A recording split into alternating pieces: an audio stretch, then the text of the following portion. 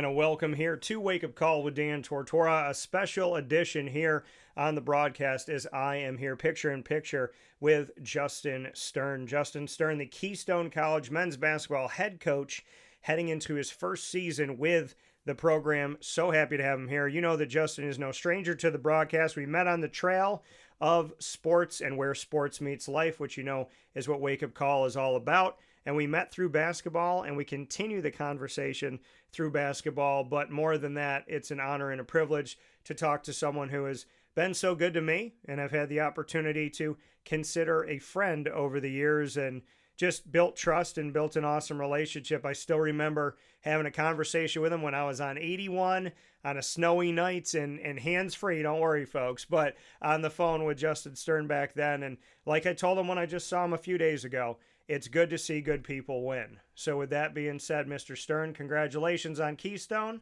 and welcome to the Great Lakes Honda City Studios for this edition of Wake Up Call.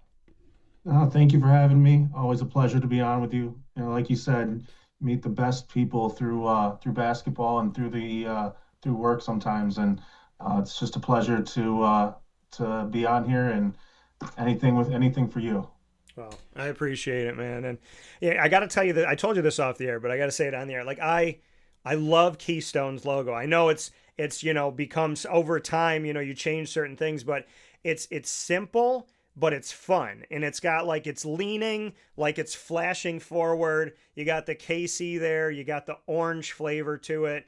I just really dig that. I'm big on logos, like putting Wake Up Call together and having the sun rise out of the coffee cup. I said, I want something on a hat where I'm walking through the airport and somebody sees it and they think what logo is that? Like an NFL logo where you see it and you just want it. You want to know what it is. You think it's cool. You want to hear more about it. So I can say that when I saw you recently and I saw the new Keystone College logo, the logo that's advanced over the years, I was just kind of taken by it. And I was like, man, I got to get some KC gear. So Well, it doesn't hurt also. I haven't, this is my first time as orange and blue, growing up, how many Syracuse things I had. yeah. So now I can wear them again with wearing more orange and blue. Yeah, and that's the great part of it is having orange and blue back. So bring me to the road that brought you here to give people a little bit of, kind of the background for you. And, I want you to tell this story a little bit deeper, but, you played basketball and baseball at JD, Jamesville-DeWitt High School in Syracuse, an all-league selection in basketball, and a member of the undefeated state championship team in 2003-2004, which was also around the time where Syracuse won their national championship in basketball. So you get to say that forever in history, when Syracuse won a title, you also won a title in basketball. Bring me into your playing days at JD. So I mean, it started really young. My older brothers were such an inspiration to me to go out and play. They played, we always tease my oldest brother. He had three career varsity points, one made basket, and he set the tone for the rest of the family. My brother Jeff was a great player at JD, and just watching them play for Bob McKenney, the legend, the guy who really inspired me to really want to be a basketball coach. Yeah. I would go to their games and watch Bob, this little guy with the suspenders with all this energy, and I was just inspired by them. There was always, you could go to any practice. Bob was always welcoming to everybody, the whole family. He extended it out, and when I got my chance to play for him, was just that's how I met the closest people in my life, my lifelong friends at JD. You work with those guys every day. And luckily, I played with great players like Andy Routens and Ari Greenberg. Andy, a shout out to going into the New York State Basketball Hall of Fame this year with his dad. And it was just they instilled in us what it took to be successful on the court, off the court, and all the hard work we did. I had great teammates that were above me my junior year: Jeremy Black, Brian Becker, Corey Chavers, Reggie was, all these guys who were such good players, but great teammates. Yeah. And it's just how Bob instilled the program year after year. And when I was done playing in college, Bob brought me back on to be an assistant. And that was in the run of four straight state championships. Um, with Dawan Coleman and Tyler Kavanaugh. And I was lucky enough that Joe Smith offered me a position on his staff at Morrisville State. And I was there for 1 year. Yeah. We had a great team. First year conference championship for Morrisville, went 19-9, won to the NCAA tournament. And I was lucky enough to be offered a position at Nazareth College now in Nazareth University under Kevin Broderick. And after two successful seasons, I had another opportunity with Jason Leone at Oswego, where we won the conference, went to the Sweet 16, and those four coaches I all worked for helped me get my position at Cazenovia College as the head coach, which I was there for 7 years. I loved Cazenovia. Unfortunately, with COVID and other things, we ended up closing. And I went back to work with Joe at Morrisville, won the regular season championship. And Joe stepped down after that 1 year. Yeah. And I was back at Oswego with Jason, who was the former head coach at Keystone College, and full circle. Now I'm down here as the head coach at Keystone College. Yeah, and it's amazing the road that you just talked about. And I appreciate you sharing it. But connecting with people and then reconnecting with people, playing for somebody, then getting to coach with them, and winning a state title, then getting to coach and see other kids win state titles. When you talk about Tyler Kavanaugh and Dawan Coleman, and Dawan I consider a friend. So Day, if you're watching and listening, I love you and I appreciate you. Tyler Kavanaugh, you're always welcome on the show. We never got to connect, and I would love to connect with Tyler Kavanaugh because, obviously cheering for them both and coming up through Central New York, cheer for all the kids here, whatever sport they play, and in general, outside of sports. So, like you said, you've gotten to be in different places and you've gotten to experience different things, and you've gotten to challenge yourself. You got to be the Cazenovia head coach, and that's when you and I really started talking, was when you were at Caz, like you said, for 7 years. Such a unique and unfortunate situation, right? The Cazenovia College decides to close, and the whole college, and it's just wild. And that was the conversation that I remember when I was driving on 81 in a terrible snowstorm, and you called me, and I just it was like my heart sunk into my stomach, and I didn't know what to do. I just thought to myself,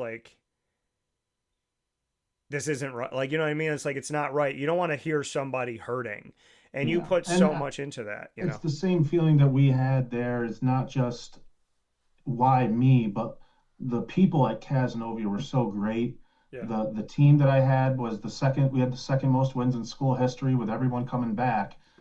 But they also, when it was announced, I told them, if you don't want to use the year of eligibility after this, I understand you want to go somewhere else after this. Don't use a year of eligibility if you don't want to do that here. And they all came together and said, we're here. We want to be a part of this. We want to finish this thing out together. Yeah. And that's just the basketball team. But even the other night, I'm texting with the former baseball coach, the athletic director, stay close with those guys. And they're just great people. And I had a player who ended up going to Cuca after.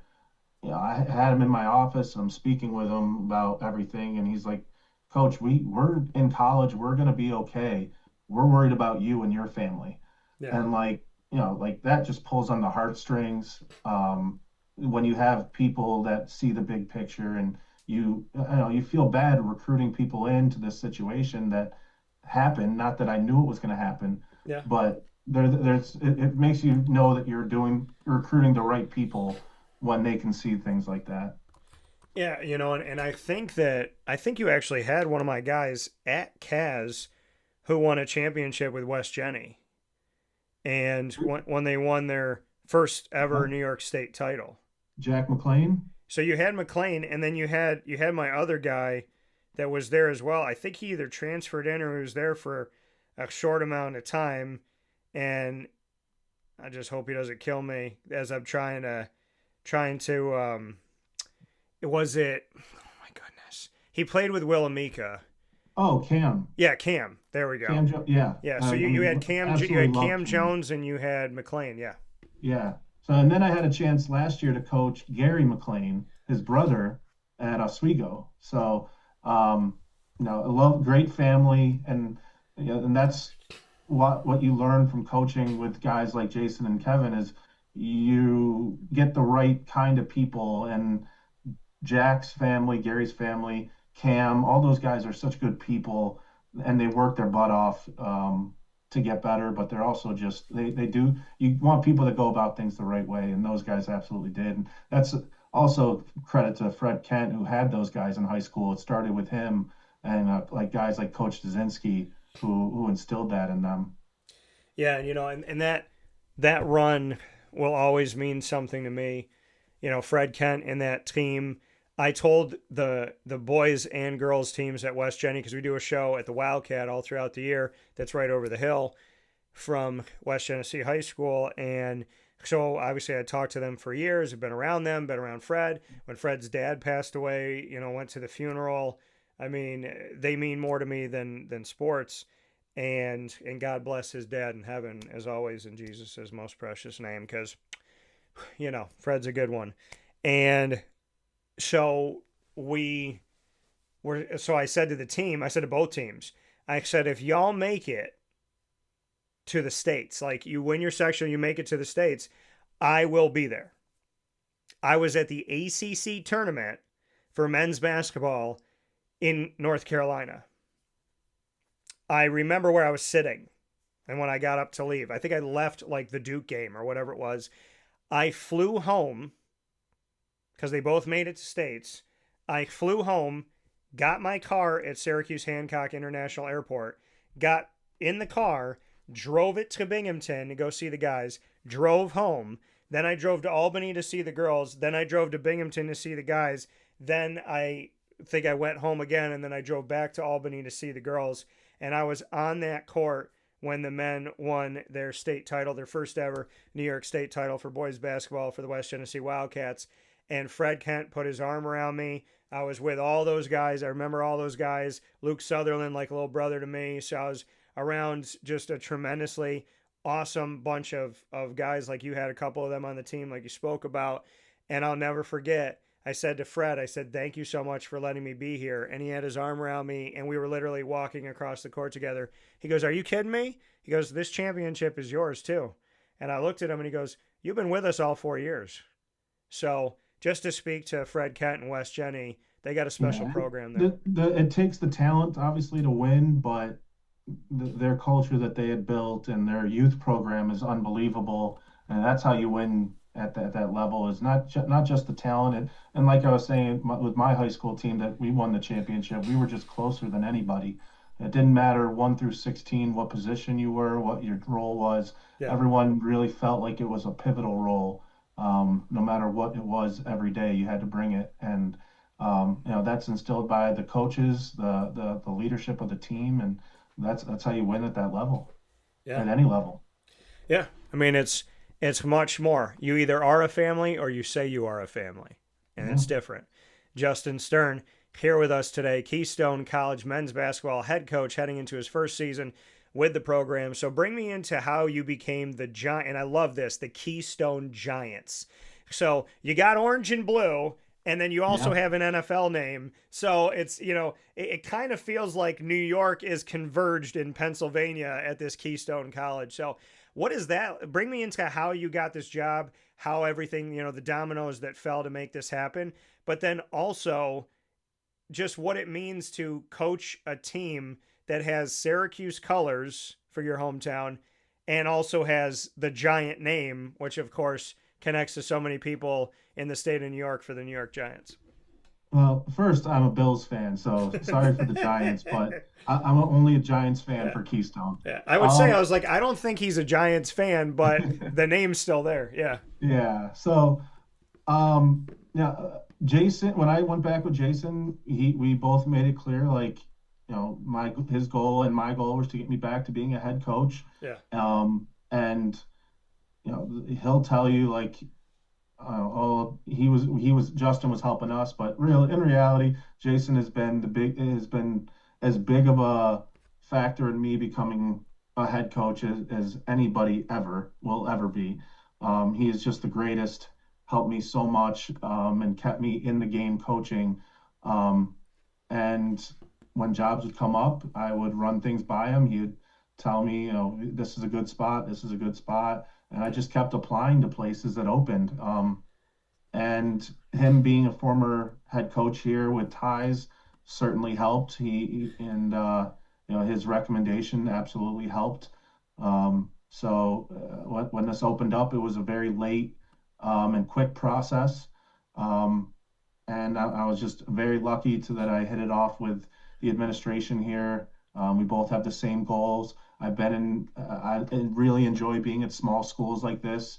Um, you know, you get to a point where you know everybody on campus. Yeah. It really is a small family. You get to know everyone's name, and there's not a day goes by that you're just a number. You really are more than that on campus here, and our school is very athletically driven. We have a football team who most of our students are athletes here. So having big teams like soccer and football, track, basketball, it helps to continue to bring students in. Yeah, and like you said, I mean, with Keystone, I mean, this is a school that, like any school that's been out there and navigating through COVID and all the stuff that's gone on, they've had to be creative. They've had to find their path. What can you say that you like about the path of a giant, so to speak? Well, there's always innovation here. There's always looking for ways to improve and grow. And we have a very good, not just a great president who is an alum here, who, he does everything he can to keep us moving forward.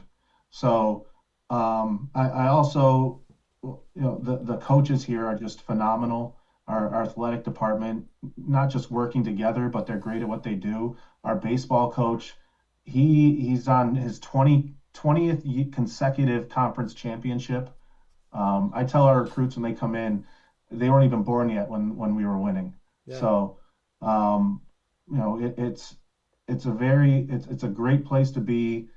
The president told me when I met with him in the interview process, if you think of a roller coaster, right now we are on our way back up the track, going ready for another. Not that we're diving, but we're on our way up and keep growing as a school.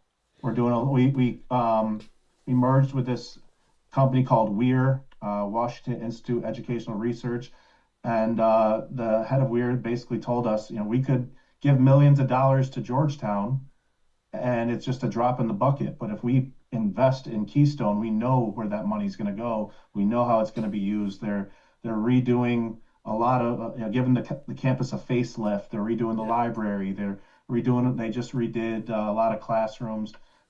So it really is in the process of growing and getting better every day. Yeah, and I love hearing that, right? Because if you're not growing, you're not learning, you're not living. So I'm going to go through your history and talk about how championships and just incredible moments have been with you from the beginning. So please sit there and get comfortable, Mr. Stern, as I recruit for you right now. So Justin Stern, as I said before, member of the undefeated state championship team at Jamesville-DeWitt when he was playing in 2003 and 4. As we move forward from there, we look at the fact of going to Cazenovia College, graduated in 2010 with a degree in education studies, played 2 seasons at Onondaga Community College, helped the team to a conference title, was NJCAA Player of the Week for the first week of February 2007, was named to the Mid-State Athletic Conference All-Star Team. Then he spent 2 seasons at Jamesville-DeWitt High School, where the team won 2 state titles, produced a record of 48-4, and also worked at summer camps and did individual workouts for young athletes. Then went over to Nazareth University, where the Golden Flyers won a combined 34-18 with him as the assistant coach, winning almost double the amount of losses that they had. Then he went over to Morrisville State, helped improve the team from 12-13 to 19-9, won a Northeast Athletic Conference title for the first time in school history as a part of the staff, and gained its first NCAA tournament berth while he was there at Morrisville State. Then he goes to Oswego State, and the school finished with 2 NCAA tournament appearances, a SUNYAC championship, and the first Sweet 16 appearance in the history of the Oswego State Lakers under Mr. Jason Leone and the crew. Then we talk about going as the head men's coach, which he mentioned, at Cazenovia College from 2016 to 2023. Finished his time at Cazenovia with the second most wins and second best winning percentage in school history. His teams had 3 NCAA tournament appearances, 3 conference championships, 3 coaching staff of the year awards.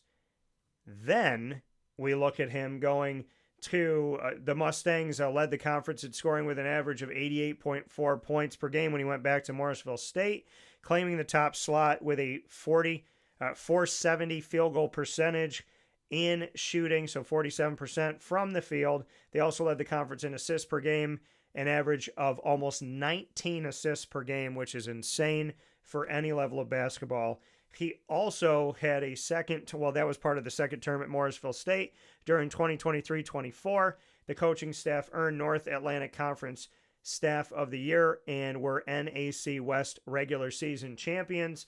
And as he mentioned before he got to Keystone, he went for a second stint under Jason Leone at Oswego State. The team went 17-9, 13-5 in one of the toughest conferences in NCAA Division III men's basketball of over 40 conferences, and that is the SUNYAC. Earned a spot in the SUNYAC tournament in 2024-25. So everywhere you've gone, wins have happened, successes happen, championships have happened in a lot of places, coach of the year. So all I got to say, Justin Stern, is you leave a trail of flowers. And there's a lot to be said about this path. There's adversity that faces us all. There's ups and downs to life. There's things in our control. There's things out of our control.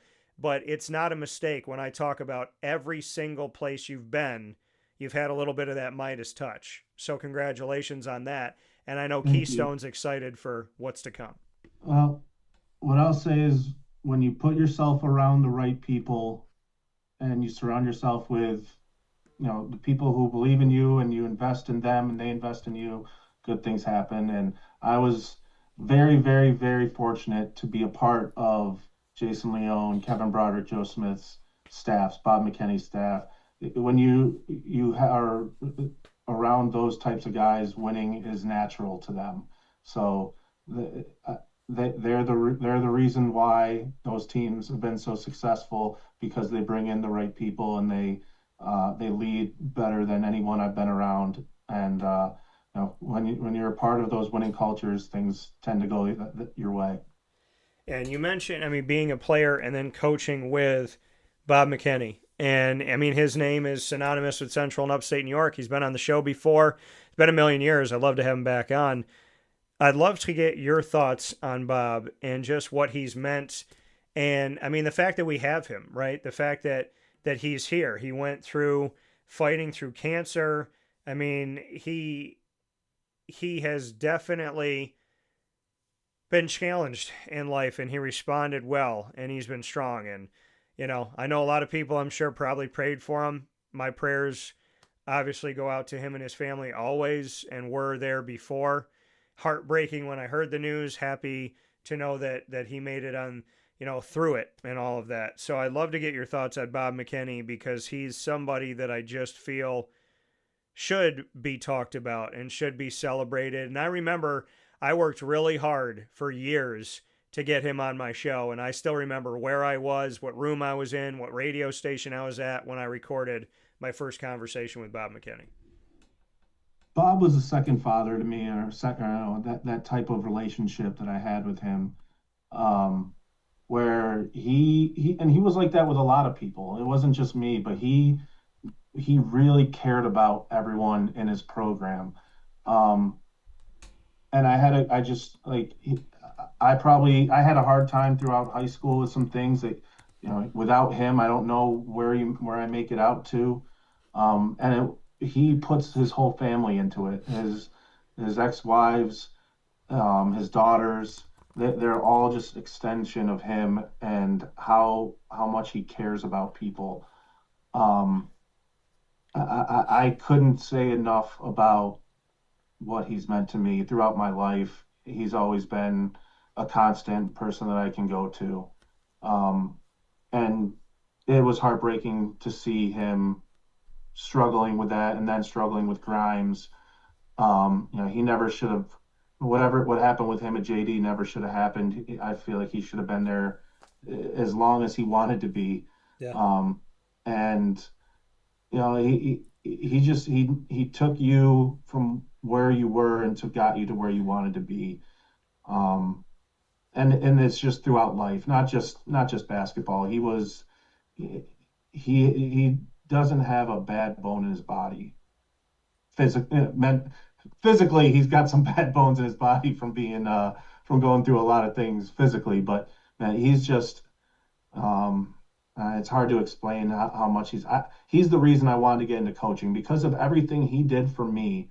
Yeah. I wanted to be able to pay it back to somebody somehow the way that he did it to me. He's the one who inspired me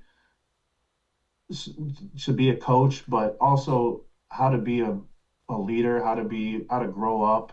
I struggled with a lot of things mentally and emotionally through high school that he helped me get through, and to the point where I had to be hospitalized for a little bit. And to the year after I was out of the hospital, that was when we won the state championship. And I remember winning the championship and just going up to him and reminding him how far we had come, not just as a team, but me and him in 1 year. And there's not one thing I wouldn't do for that man. I went back and I fought for him at the meetings for when at JD, and just he's always one of the first people I'll contact for anything I need. And I just because I know he'll do whatever he can for the people he loves. Yeah, it's a lot of positive words. He's a legend in so many facets, so many ways. Yeah, and that's something. And happy to talk about Bob McKenney and happy to connect. And I agree with you. I think when he's synonymous with JD. So when I found out he wasn't going to be at JD, I was like, what do you like? It doesn't make sense. So there's just certain things that don't. And then Bishop Grimes and everything there. And, that's my mom's alma mater and now it doesn't exist. And so it's just a lot of things that have been sad over time, but seeing somebody like him strive through it and be where he's at and do the things he's done and have the success he's had, it makes me happy to see that with him. And I love, like I said, I'd love to get to talk with him sometime soon. And I appreciate the time that I got. I guess the most important question when it comes to you and Bob McKenney and your relationship is, have you or will you ever consider wearing suspenders as a basketball coach? If I keep eating the way I am, maybe I have to, but no, I don't think I'm going to wear suspend. I'm very close. I still wear a shirt and tie under a quarter zip. I'm very close to calling it on the shirt and tie and just wearing a quarter zip. The amount of running and jumping I do on the sidelines kind of emulates a little bit of him. Yeah. But no, I don't see myself wearing suspenders. But the thing is with Bob is and you see a lot of high school coaches that guys will come back and spend time with them, but you just have generations now of people always coming back, just to see Bob. There's always players coming back to spend time with him after they graduated, after they're, when they have kids, they bring their kids back to see him. And it just shows how much of an impact he's made on so many people's lives. Yeah, and that's huge, right? Making that. You said that you're very animated on the sideline. How would you describe yourself to someone you're recruiting, someone you're looking to bring in? If they say, what type of coach are you, coach, in practice versus in a game? Are you the same? Are you different? Because I think about how I would be, and I feel like I would be funny, because I mean, I played basketball all my life, but I feel like if I was talking to, and I get that itch to coach because I have gotten to coach, I got to coach soccer. And when it comes to basketball, like I did get to coach at like certain summer camps and whatnot, but I get that itch. Like I've gotten to travel with a college team before and I was treated like a coach. I was sitting on the sideline with the coaching staff and, obviously I have a great relationship with them. So shout out to Brian and Stratton for that in Syracuse. But when I know how I would be, and I know that I would like kind of let a ref know, but I'd also like joke with them and be funny with them and let them see my personality. So like, when I say something as they're walking by, if I'm like, ref, like if that was a foul, my ex-wife didn't cheat. Like I would just be like, I would be messing. I'd be like saying stuff to like get him to giggle a little bit. So he knows I don't agree with you, but like not to the, you never want to be on you never want a ref to come to a game and your reputation precedes you. Well, in anything in life, if your reputation is going to precede you, let it precede you in a positive way. Because like Dwight Howard, I covered the Magic for years, and I'm there, and I'm in the locker room, and I'm at the games. You could kind of get a feel like refs knew how Dwight was, and they couldn't wait to call him for a foul. So, how are you? I mean, I'll be honest. Like I really have been when I first started, I was, I definitely complained about things way too much and whined about things and yelled. I'm really trying to get better. Okay. But I also have a very much a competitive spirit that I can't let things go. And I just, I'm still working on it. I'm not perfect. My wife always asks me all the time, like, how come you have that energy and that passion in basketball, but when you're home, you're always laid back? And it's like, I'm not competing at home. I try to be me all the time. Yeah. I try to communicate, and I'm not going to lie and say I've never gone over the line. I absolutely have, and I feel bad about those things. The only thing I'll say is I have great relationships with the referees that I've communicated with, and I miss the ones in Syracuse. I think they're tremendous, and I always miss seeing certain guys. Like we just went up to Utica, and Jafar Kinsey did our game, and I coached Jafar when he was young at JD. So, okay. I appreciate those guys, and they're trying to do a job just like I am. And the ones that you can communicate with are the ones that I usually have better relationships with. But I know I got to stop myself a few times. And, this year I complained about a call. I remember coming back out at halftime and apologizing to the ref because I said, you were right and I was wrong. And now let's move on. Like once the game's over, the game's over. Yeah. And I know I appreciate those guys just as much as, the coaches I compete against. So, I'm not going to say I'm perfect. I try really hard to stay in control, and sometimes my competitive juices get going a little too much, and that's in practice too. I'm the same way in practice as I am as on the sideline during games.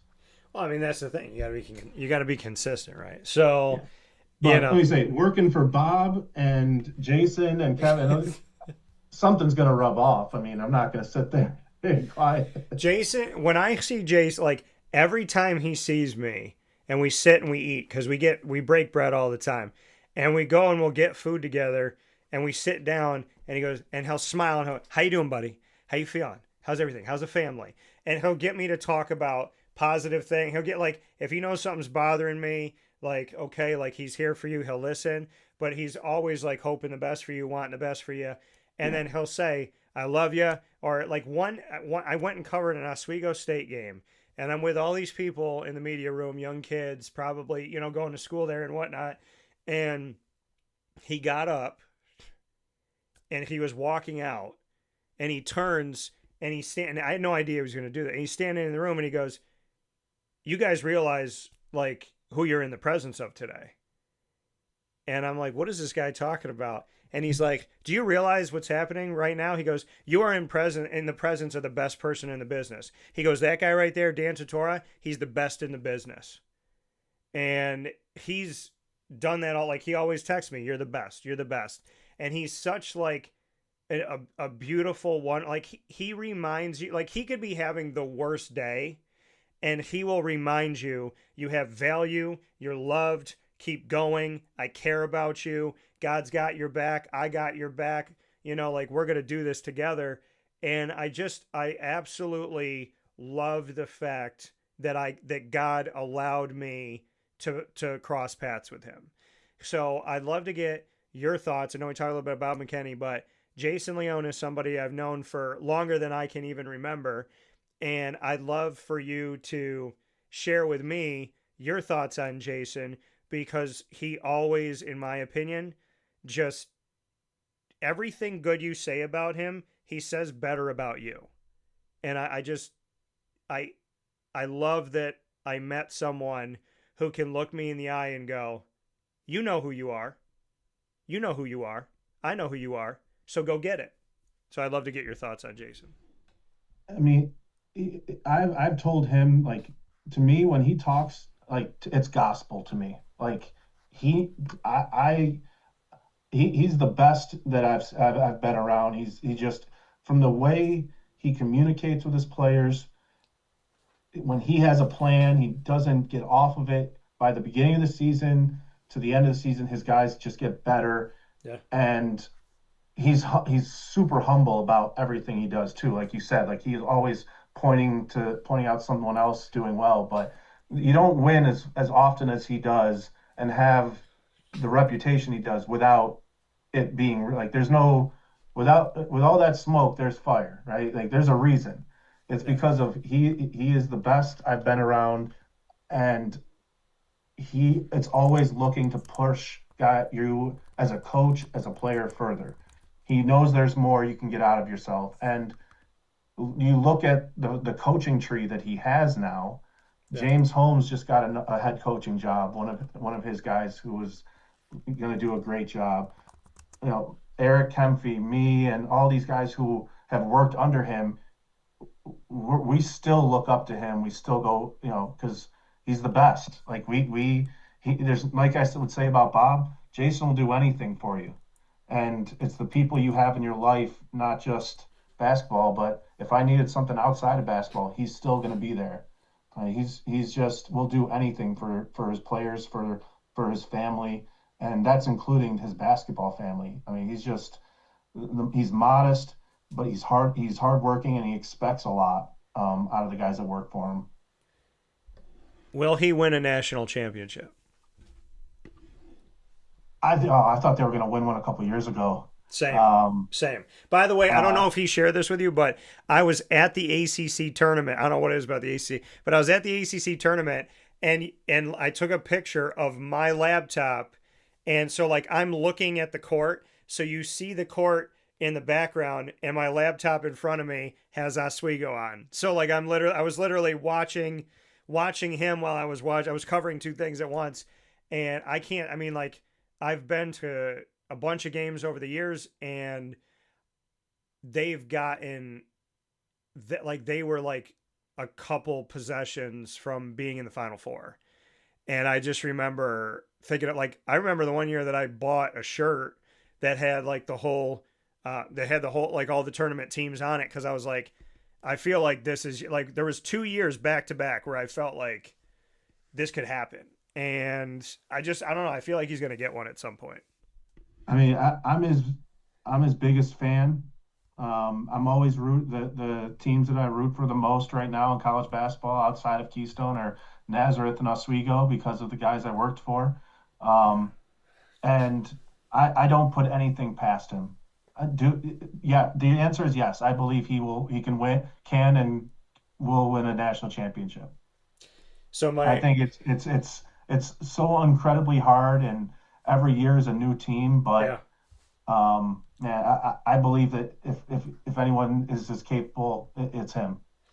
So my question for you then, with Keystone, with the Giants being Division III, and the Oswego State Lakers being Division III, also in the NCAA, are there thoughts here? I'm looking at the schedule right now. I know you played my alma mater, and I know you got some other games coming up here. I'm looking at some SUNY schools and whatnot. So I'm kind of just gauging. I know you're in the United East, so I know that's coming up later on in the season. But I'm just kind of looking through. I know you're playing SUNY ESF and whatnot. So I'm just wondering, like, is Oswego State going to creep into this schedule? I know you played my guy Dave Paziak for Vermont State, so I'm just wondering if Oswego State's going to show up. I really don't want to compete against him. Not that I, not for no other reason that I want them to do well, and I don't like. We're playing Nazareth this year, Yeah. and I dread those games. I love. I want them to do well, and I want us to do well. So, but we're going to head back up to Nazareth next year for their tournament to return the game. Um, I wouldn't say never, but you it's a year to year thing. Yeah. I think Well, that I think if you asked him, he would say the same thing that he wants us to win, and um, you know, I think that he would. He likes to travel, and he plays really really good competition every year. yeah. So until we get our program up to that level, I don't think we'll be playing him. Yeah, and I mean, I'm looking at the schedule right now, and I'm seeing these teams that I know. Like, obviously, I know Vermont State, Linden because of Dave Paziak, who's a great friend. Marywood University, my alma mater. I know Wilkes, Utica University. I know the SUNY schools that I'm seeing a few of them on here. I'm also like Potsdam and Yeah. Cobleskill and ESF. I know Misericordia. So I'm seeing a healthy balance of a lot of schools obviously here in the Northeast, a lot of schools in Pennsylvania, but then you're mixing in all these schools from upstate New York.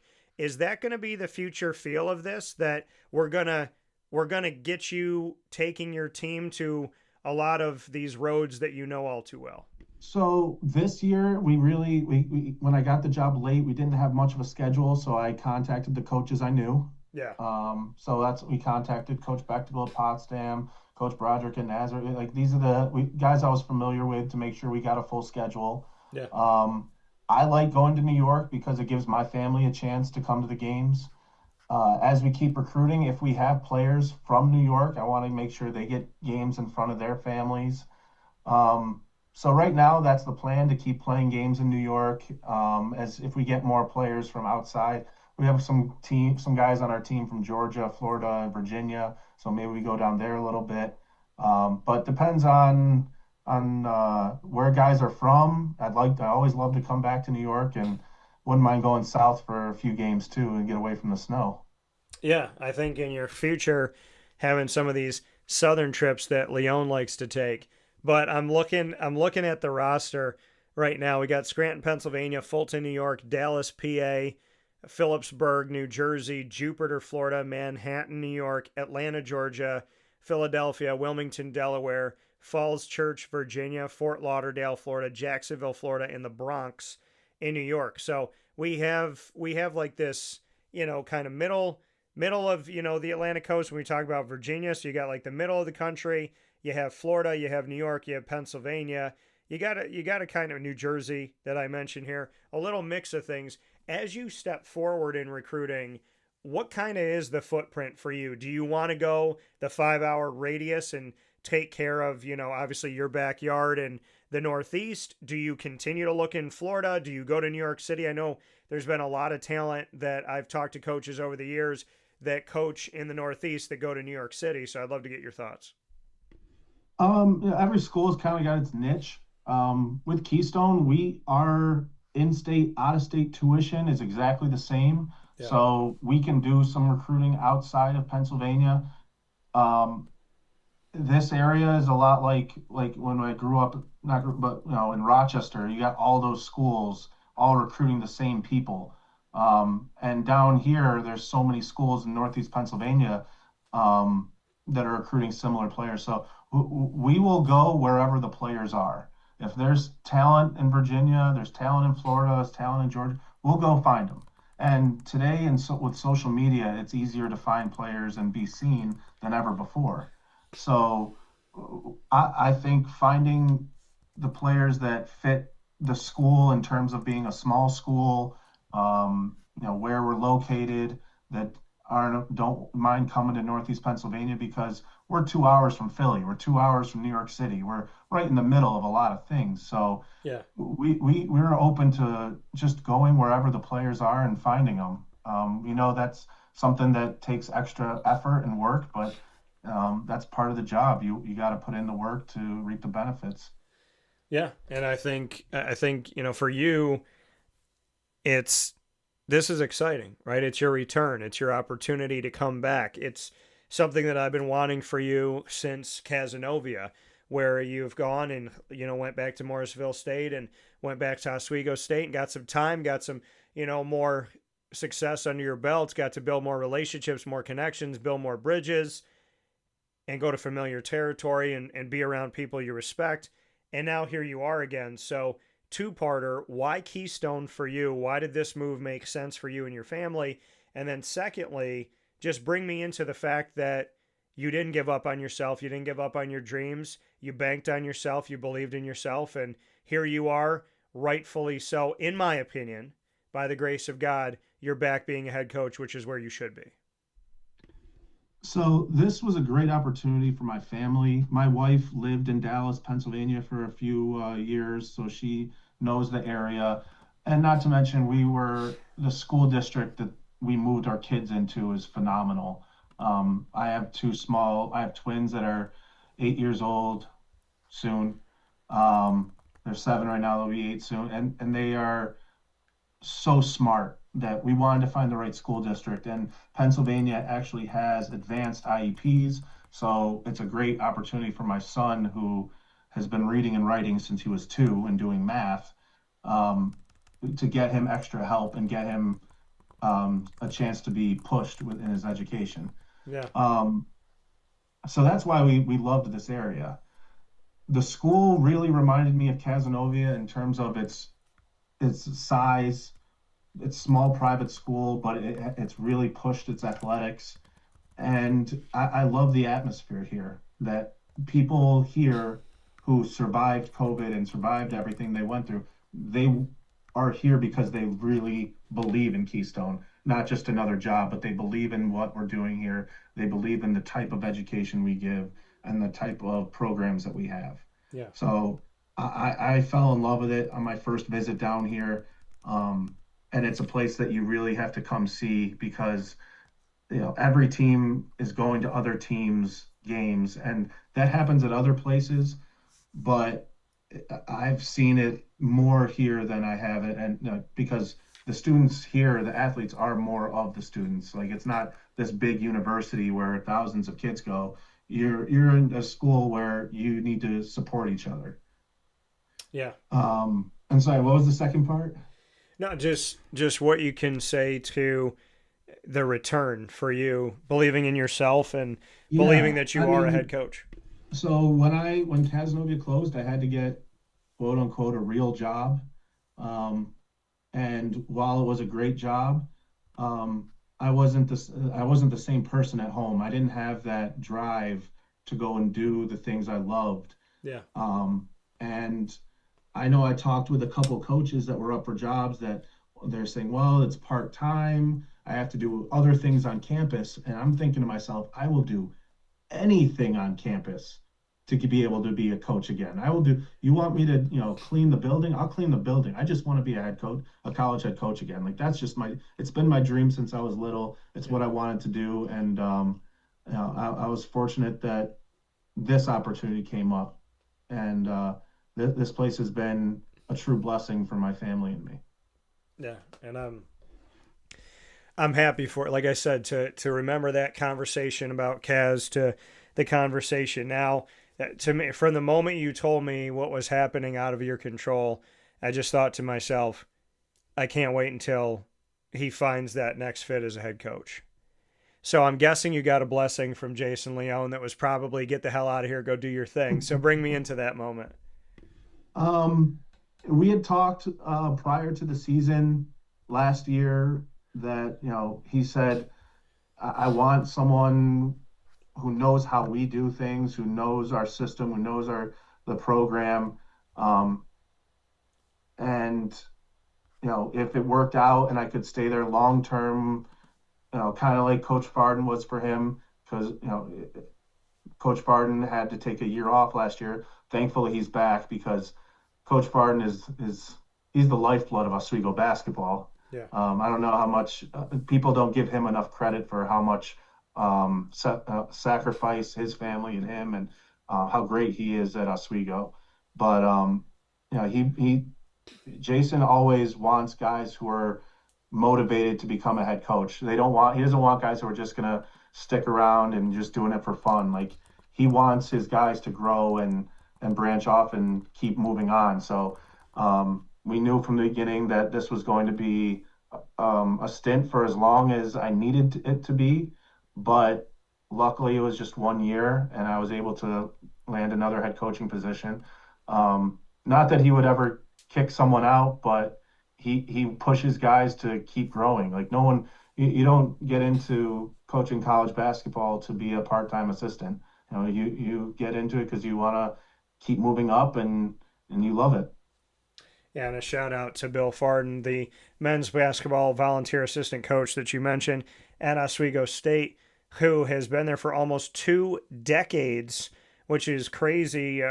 Pardon me, Bill. So he was at Oswego High School varsity boys basketball for 19 seasons. That was the 2 decades there before joining the Lakers program for the 2001-2002 season. So it's been many, many, many, many years. You got almost 20 years at Oswego High School. You got over 20 years at Oswego State. Retired as the director of guidance at Oswego High School and fills the role of recruiter and skills teacher for the Lakers men's basketball staff. Speaking of staff, your staff at Keystone, bring me into the staff that you have for the Giants as you step forward this season.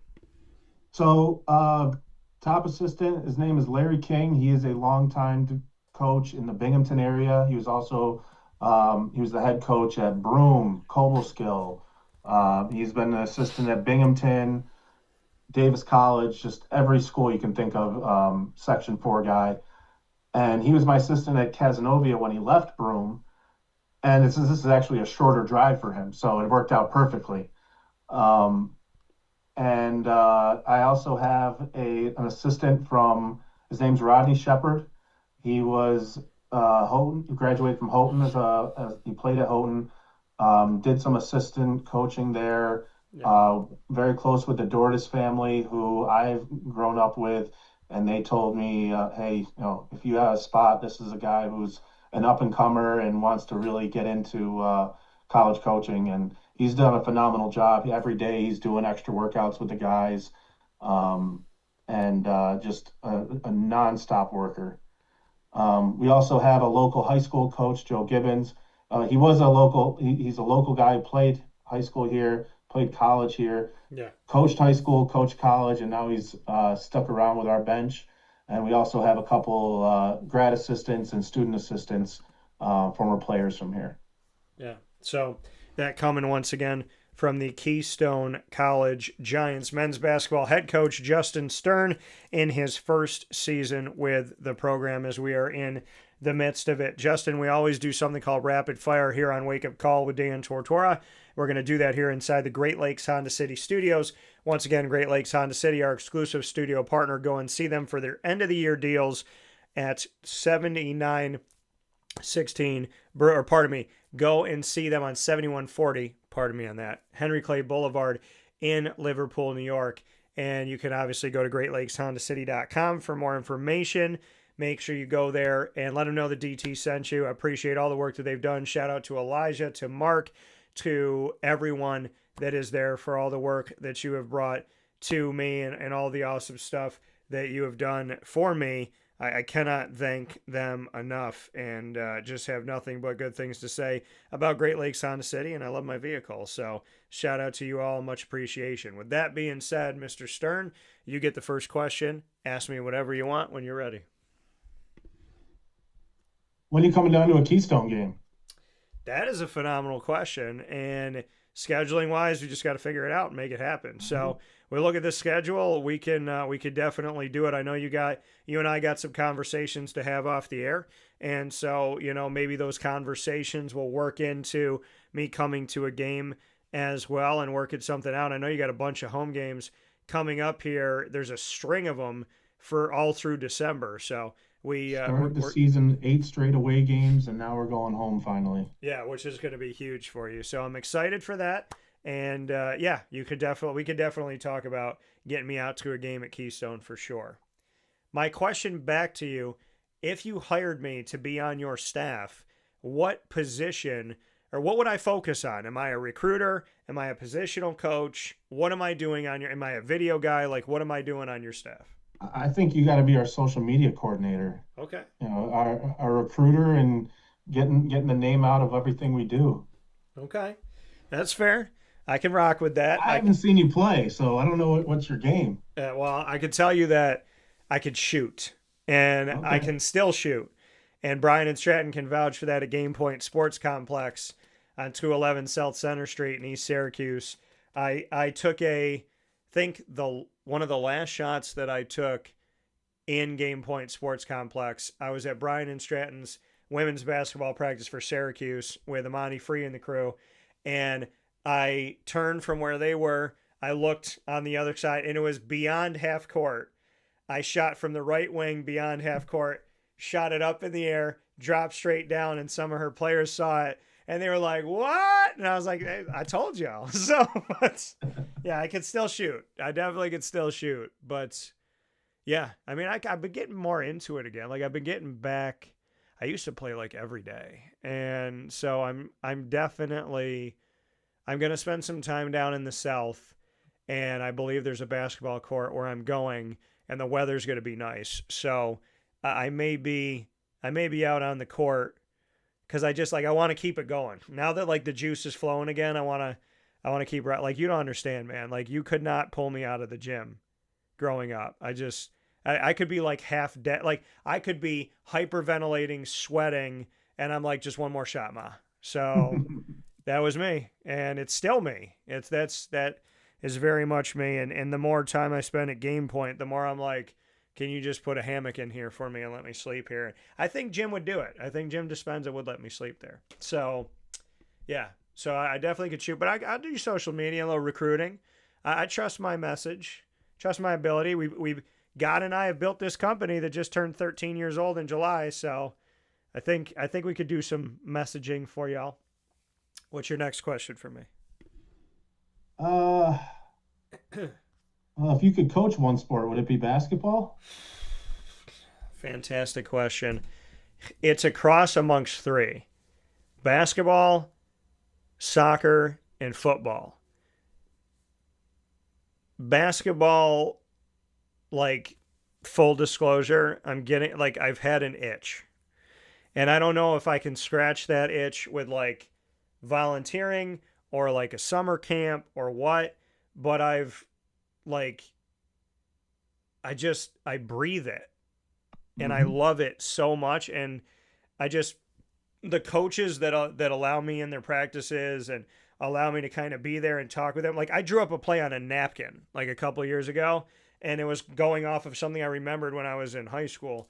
But I mean, like, it's probably basketball, but I have this itch of just let me be on the sideline and let me just work through it. I love just watching all that's like stuff people would like hate, to like watching film and sitting with the guys and talking about life and traveling. Like, I've been traveling with a staff on the bus. I've been at walkthroughs. I've been at, team meetings. I've been at team dinners, team practices, games. So, I mean, I've had the opportunity to scratch the itch, and it just makes me want to do it more. I don't know what that's going to turn into, but I have a passion for basketball, and it just doesn't go away.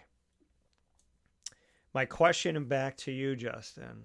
If you took over my show for the day, and it was Wake Up Call with Justin Stern, what three guests would you have on, living or dead? What three people would you have as your guests, and why? Ooh. So I would try to think. So I would go to my three all-time favorite sports teams. Okay. So I got the Braves. So with the Braves, I get manager Bobby Cox. Okay. With the Bills, Marv Levy, and Okay. Syracuse, Jim Boeheim. Okay. So you got the three longtime coaches, managers who had so much success with their programs and kind of break into what the differences were between before when they coached and now, and their philosophies on building their programs and everything. So those would be my three. I like that. I like that a lot, actually. That's a good three. What's your last question for I me? got a Bobby Cox bobblehead on my desk. So There we go. All right, I like it. What's your last question for me? uh man. So what are your holiday plans? So I know you got of a vacation coming up. Are you doing anything for Christmas break or anything like that? So my mom and I make Christmas cookies. So we'll probably be doing 7 layer chocolate loaf, which is my favorite, that my G Mama used to make. I feel like my mom and I gotten good at that the last couple of years. We've been perfecting it. So we're gonna be making some cookies, cutouts, and all that. Probably pistachio balls, lemon balls, chocolate balls, something like that. And so that's big. I spend Christmas Eve with my dad. We do our own take on the 7 fishes, and I think we do 4. So we do shrimp, calamari, lobster tail, and scallops. So we'll be doing that. Probably watching a movie, Home Alone, something like that. One of my favorite Christmas movies came out last year, which is Red One. So probably be watching Santa Claus, Red One, Home Alone, something like those, Elf, and the claymation Rudolph the Red-Nosed Reindeer, which is the best one. So we'll probably watch some movies. We'll make some food. We'll do some cutouts. I do want to go to Lights on the Lake because I haven't gone the last couple of years. And yeah, probably just play with my dog because she loves the snow. So I'd say just time with mom and dad and my dog. And I'm a romantic. I always will be. I'm a sucker for, like, I believe I'm gonna meet the woman of my dreams that has something to do with Christmas and God and snow. So maybe this year I get a little mistletoe love. I don't know, but I am a hopeful romantic, and I don't know. I feel like in a crazy world that we live in, that people, like, love is in the air during Christmas time. So maybe just maybe we'll see. But You might have to watch the new Bills movie. the new Have you heard about this? no They made a Bills Hallmark movie. okay. So some love story about the Buffalo Bills.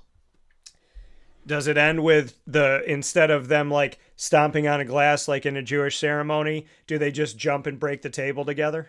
I haven't seen it yet, but I can imagine there's something like that. Yeah, probably. So my question, or like he jumps and breaks the table and it knocks her over. She bangs into a car and she loses consciousness. She wakes up. She thinks he's an angel. Da da da da da. So Something like that. yeah, I could As long definitely. as the Bills win the Super Bowl, it can be whatever it needs to be. Well, then I think we're all dreaming, right? So you know what I said is crazy? That they make championship gear for both teams Yeah. because they have to have it ready. And then Yep. they allegedly said that whichever team's championship gear, when they don't win, they send it to a third world country. They send, like, the hats and the jackets and the sweatshirts, whatever. So I said, can you believe that somewhere in, like, Africa, they think that the Buffalo Bills have a dynasty? They just absolutely dominated the 90s. Yeah, they're sitting there going, I can't believe the Bills have won 4 Super Bowls and they sent all this gear to us. So wild. Hopefully they win. I want Josh Allen to win one so bad. My question and I've also covered a bunch of guys on that team, like the Matt Milanos and the Ed Olivers, and, like, those guys have been on the show. James Cook. I wanted them to win when Tay was on the team. That would have been the best. Okay, yeah, Well, yeah. I had Tay on a AAU team with my little brother. Like the first, when I was still in college, helping out Coach Pudney doing an AAU team, and he was on the team then. And man, if football didn't work out, he could have done basketball. Okay, okay, all right. My last question for you: if you could spend a day, and it's not Marv Levy because you already said it, if you could spend a day with 5 Buffalo Bills, so give me the 5. If you could choose 5 Bills to spend 24 hours with, who are they and why? So I don't want it to be too quarterback heavy, but you got to have Josh Allen Okay. and you got to have Jim Kelly. Yeah. So I would probably throw in like Steve Tasker, Okay. um, probably Bruce Smith. Okay. I'm going to say Fred Jackson's the last one. That guy was it was so great when the Bills were just mediocre for so long, and he did so much for them that I feel like he's an underappreciated Bill. Okay. All right. I like that. I do like Fred Jackson. Timeless. The man is Yeah, so played maybe forever. Kyle Williams in there too. I mean, those guys who just were in there during the tough years, Yeah. and they were just all Buffalo. They're not like they just represented everything about it. Yeah, I had like the Andre Reeds, the Thurman Thomases, the Bruce Smiths. Yep. But I guess the question is that you have to answer before you go is who is the best between Jim Kelly and Josh Allen?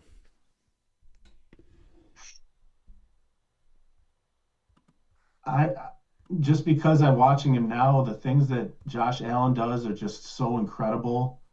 Um, Yeah. so I'm going to say Josh Allen just for because he's still doing it. But man, Jim Kelly was. I mean, that's when I first started watching the Bills. I was born in '86, so I was still very young when they were going through that. Yeah, I mean, I can say man, I mean I could say good things about them both cuz I got to be around. I was spoiled as a kid. I had Yeah, Jim Kelly, Brett Favre, the end of Joe Montana, Steve Young, Troy Aikman. I mean, I had the best. And John Elway, Dan Marino. Dan Marino was my favorite. But yeah, I mean, I can understand Josh Allen. I knew the boy could throw, but then I went to the Jaguars Bills game in Buffalo.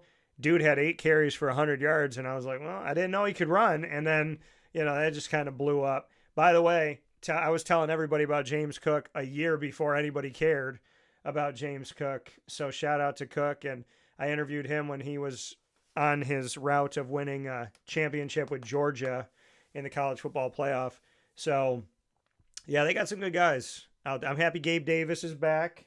yeah, Happy about that. I'm a Dawson Knox and a Dalton Kincaid fan, so I like them both. There's a lot of good there. They're not my favorite NFL team, but my buddy who's like diehard, he looked at me. He looked like he was gonna cry. He goes, "Yeah, but like when we're not playing you guys, you like us, right?" And I was like, "Yeah, yeah, Cookie." I said, "I cheer for you when we don't play you." So yeah, I mean, I'm a fan of I'm a low key fan of the Bills when they're not playing my team. I have one team in the AFC, one team in the NFC, and if I had to choose, there is a favorite, but like I have a one and a two. But yeah, if they're not playing the Bills, then I cheer for the Bills. I've always been a bigger like a huge Bills fan, but I watched more baseball growing up than anything. So I a Okay. huge Atlanta Braves fan. Um, it's my family told me I was a very difficult child, and the way they Okay. get me to go to sleep is put a game on, and they Okay. were all Mets fans, and I refused to watch them. So every night, TBS, watch the Braves, and talk about being spoiled growing up in the '90s with the Braves. Yeah, So I Chipper Jones, Andrew Jones, yeah. that's just that was the best. I didn't like the Braves, but I respected them. Like John Smoltz, Greg Maddux, and I'm forgetting the other guy. Tom Glavine. Tom Glavine. That Oh, trio, I oh still yeah, to this day am like that's like three. Like if you look at any when you talk about baseball and you talk about rotation, like the big three that they were, ton of respect for them.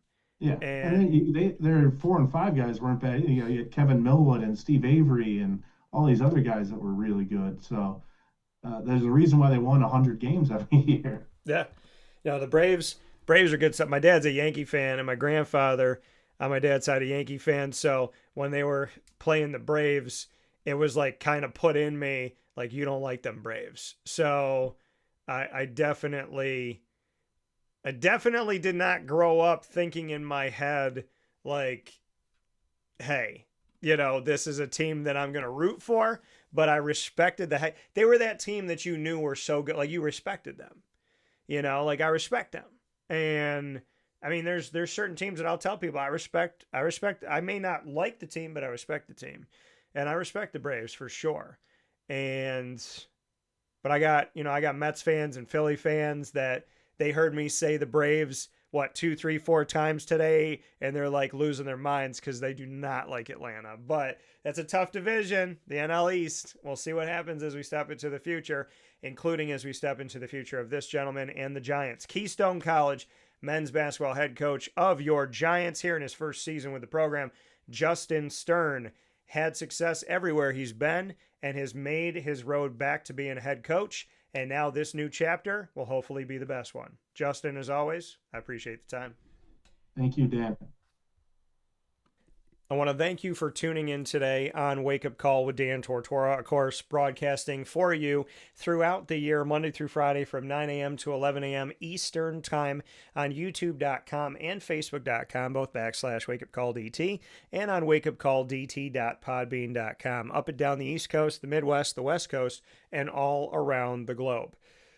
And of course, once the shows go live, they jump into the archive, and you can find us on Amazon Music, Audible, iHeartRadio, iTunes, and Apple Podcasts, Player FM, Podbean, Podchaser.com, Podvine, Spotify, TuneIn, YouTube. You can also ask Alexa or your Google device to play the latest episode of Wake Up Call with Dan Tortora, and they'll do that for you as well. Make sure to subscribe and follow us on all of these wonderful channels. And a big time thanks to our incredible partners in Central and Upstate New York. Make sure you go out and support those who support me here on Wake Up Call, and of course Dan Tortora Broadcast Media as a whole, the places that I support right back. Great Lakes Honda City, my vehicles have come from there for over 11 years. Carvel-DeWitt, there's no better ice cream cake to me. It's no contest. It's always Carvel. And Carvel-DeWitt, the longest standing franchise for Carvel in America. The Wildcat Sports Pub, we're there all throughout the year with West Genesee. GG Cards and Breaks is my sports card and trading card shop of choice. Myers Creek is where we had the exclusive Wake Up Call game day for Syracuse Orange football season. Chick-fil-A Cicero, we've been with them since they opened. Chick-fil-A DeWitt, the same. We've been with them since they've opened as well. Pizza Man is where we have our Baldwinsville broadcast with the Bees all throughout the year. MON-FRI is the snack capital of the world. And I would tell anybody to go there for anything when it comes to your taste buds, sweet and savory. When it comes to freeze-dried candy, cotton candy, lemonade, chocolate-dipped, anything. They have the Oreos, the pretzels, and so on and so forth. And, of course, all of their flavors of popcorn, kettle corn, and premium corn. MON-FRI is an easy sell for me, and I have my own tin right here in the studio, half-price refills if you buy a tin at MON-FRI on 201 Old 7th North Street in Liverpool, New York. Buy a tin, any size from them, half-price refills for the rest of your life. Canine Camp Dog Daycare. I've trusted Lorraine when it comes to my dog Lily for many, many years. Game Point Sports Complex, that's a place that I go out and shoot hoops, and it's a place that I trust and appreciate and bring the people that I care about. I've told a ton of people about Game Point Sports Complex. There's no better indoor facility in Syracuse, New York, in Central New York when it comes to basketball, volleyball, pickleball, as well as hosting an event, cheerleading, and more. I love Game Point Sports Complex, and we've gotten to do a lot together on 211 South Center Street already in East Syracuse, New York. Brian's Landing, that's where I am in the kitchen every single month with Chef Tom McNerney, and I trust them. I love being in their kitchen, and we show you how things are made there because I love the food, and I have a ton of appreciation for the Bruno family, for Brian and Renee, and of course the team at Brian's Landing, and I love working with Chef. Canine Campground Dog Boarding is one of the only places I've ever trusted in my entire time having Lily here with me. From when I've gotten her. Besides my mom and my dad, it's Canine Campground Dog Boarding. Avicoli's, we're there every month with Liverpool Athletics. And of course, Mother's Cupboard. What can I say when it comes to Mother's Cupboard? It's the exclusive home of my breakfast sandwich in Syracuse, New York. The Cuse McMother, bacon, egg, and cheese inside of 2 pieces of French toast. Cut it up and have it with some syrup. Pick it up and eat it like a sandwich. So all of these places, as you can see, personal connection, personal tie, and we care about them so deeply. We have partners that have been with us for over a decade. We have some that are approaching a decade, and that's because we're all about building relationships and sustaining those relationships wherever we are. And of course, we have exclusive multimedia marketing partnerships with OCC, as well as Bryan and Stratton College of Syracuse and Binghamton University. You can find the Onondaga Community College Lasers every other Wednesday bi-monthly at 9 a.m. Eastern Time with student athletes, coaches, and administration. You can go and find more information by going to onondagalasers.com. And of course, Bryan and Stratton, the Bobcat Buzz, is every single month with student athletes, coaches, and administration throughout the year. Find more on your Bobcats by going to syracuse.bscbobcats.com. And when it comes to Binghamton University, you got your Bearcats in Bearcat time every Tuesday weekly at 10 a.m. Eastern Time throughout the year with student athletes, coaches, administration, and alumni. And you can find out more information on your Bearcats by going to binghamtonbearcats.com. All three of these wonderful exclusive multimedia marketing partners are on youtube.com/wakeupcalldt. Click subscribe, hit the notification bell, and find our OCC playlist for the Lasers, our BSC Syracuse playlist for the Bobcats, and our Binghamton playlist for the Bearcats. They're also on wakeupcalldt.com's homepage and underneath the exclusive partners tab. For more information, once again, on your Lasers, go to onondagalasers.com. On your Bobcats, go to syracuse.bscbobcats.com.